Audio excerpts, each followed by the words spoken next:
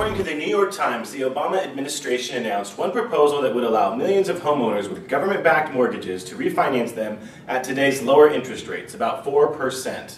A broad-based effort to refinance millions of mortgages is not in the works, yet the administration is looking to take targeted changes to an existing program that would allow more borrowers to take advantage of the low mortgage rate. The government said that prices of homes have actually declined 5.9% the second quarter of this year from the year earlier, which is the largest decline we've had since 2009.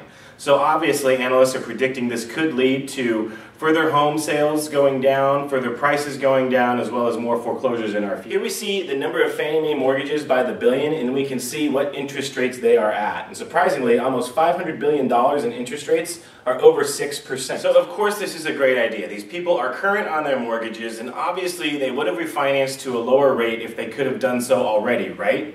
Now imagine if these borrowers could just reset their payments to the rate of the, say, proposed 4% with no appraisal required. Basically what you need to ask yourself is, do you want a client for life or do you want another foreclosure?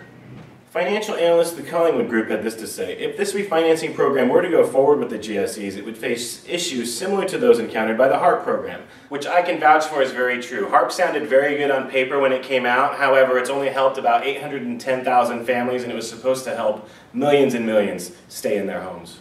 Now, of course, there's going to be huge losses with something like this. Mortgages now paying investors 6% would soon only be paying investors 4% on a home with negative equity. Someone would lose those interest payments, which could amount to as much as $85 billion annually.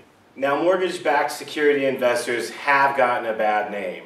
But like it or not, we are all mortgage-backed security investors with the government takeover of Fannie Mae and Freddie Mac.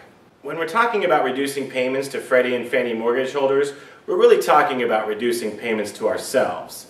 But our government owns a massive amount of agency-insured debt and would take a significant part of the hit if debtors reduce their payments on a program like this.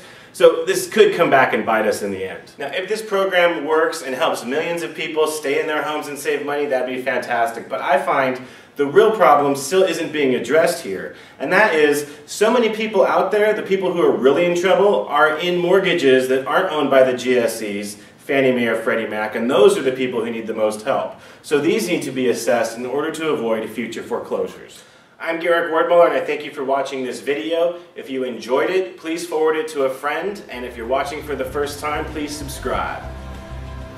If you or someone you know needs to purchase or refinance and needs a loan amount from $729,750 down to $625,500, we still have access to submit those loans through September 10th.